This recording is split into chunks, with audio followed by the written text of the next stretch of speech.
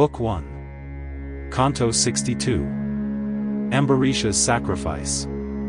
As thus the king that youth conveyed, his weary steeds at length he stayed at height of noon their rest to take upon the bank of Pushkar's lake. There while the king enjoyed repose the captive Sunasepha rose, and hasting to the water's side his uncle Visvamitra spied, with many a hermit, 'neath the trees engaged in stern austerities. Distracted with the toil and thirst, with woeful mien, away he burst, swift to the hermit's breast he flew, and weeping thus began to sue, "No sire have I, no mother dear, no kith or kin my heart to cheer, as justice bids, O hermit, deign to save me from the threatened pain. O thou to whom the wretched flee, and find a Saviour, Saint, in thee, now let the king obtain his will, and me my length of days fulfill, that rights austere I too may share, may rise to heaven and rest me there. With tender soul and gentle brow be guardian of the orphan thou, and as a father pities, so preserve me from my fear and woe." When Visvamitra, glorious saint, had heard the boy's heartrending plaint, he soothed his grief, his tears he dried, then called his sons to him, and cried, "The time is come for you to show the duty and the aid bestow for which, regarding future life, a man gives children to his wife. This hermit's son, whom here you see a suppliant, refuge seeks with me. O sons, the friendless youth befriend, and, pleasing me, his life defend. For holy works you all have wrought, true to the virtuous life I taught.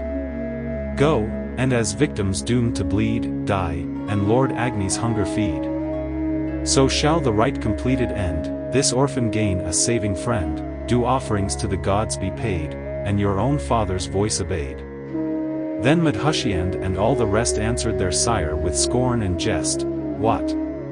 Aid to others' sons afford, and leave thine own to die, my lord. To us it seems a horrid deed, as 'twere on one's own flesh to feed." The hermit heard his son's reply, and burning rage inflamed his eye. Then forth his words of fury burst, audacious speech, by virtue cursed. It lifts on end each shuddering hair, my charge to scorn, my wrath to dare. You, like Vasishtha's evil brood, shall make the flesh of dogs your food 1,000 years in many a birth, and punished thus shall dwell on earth. Thus on his sons his curse he laid. Then calmed again that youth dismayed, and blessed him with his saving aid, when in the sacred fetters bound, and with a purple garland crowned, at Vishnu's post thou standest tied, with lauds be Agni glorified. And these two hymns of holy praise forget not, hermit's son, to raise in the king's right, and thou shalt be lord of thy wish, preserved, and free. He learnt the hymns with mind intent, and from the hermit's presence went. To Ambarisha thus he spake, "Let us our onward journey take. Haste to thy home, O king, nor stay the lustral rites with slow delay." The boys addressed the monarch cheered, and soon the sacred ground he neared. The convocation's high decree declared the youth from blemish free, clothed in red raiment he was tied a victim at the pillar's side.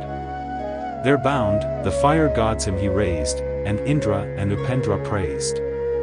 Thousand-eyed Vishnu, pleased to hear the mystic laud, inclined his ear, and won by worship, swift to save, long life to Sunasepha gave. The king in bounteous measure gained the fruit of sacrifice ordained, by grace of him who rules the skies, Lord Indra of the 1,000 eyes. And Visvamitra evermore pursued his task on Pushkar's shore until 1,000 years had passed in fierce austerity and fast.